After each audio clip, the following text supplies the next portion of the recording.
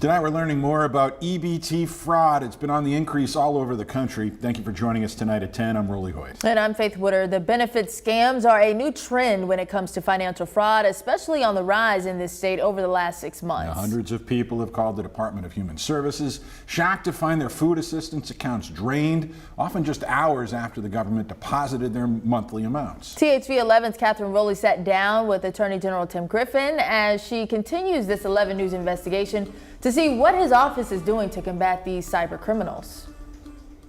Rolly and Faith, it was on the 4th of July that families with SNAP benefits noticed that their money to buy their food for the month was gone without a single swipe.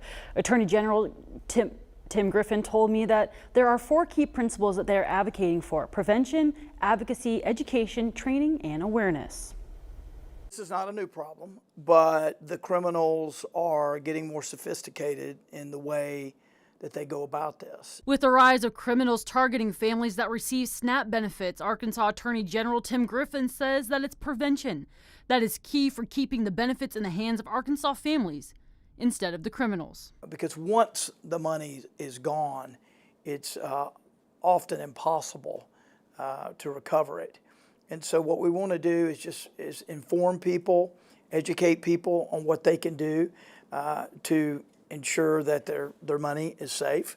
A part of that prevention is making sure you aren't using your card on a skimming machine. Griffin says to ask yourself these questions that can help keep benefits safe. What that looks like, does it look like it's been tampered with? Does it look like something has been attached to the swiping apparatus technology? Because what will happen a lot of times is they will attach something that can then read the card. Financial fraud investigations are not new to the Attorney General's office. Griffin created a task force aimed at combating the fraud with a special group that looks at the EBT scams. This is something that we're tracking.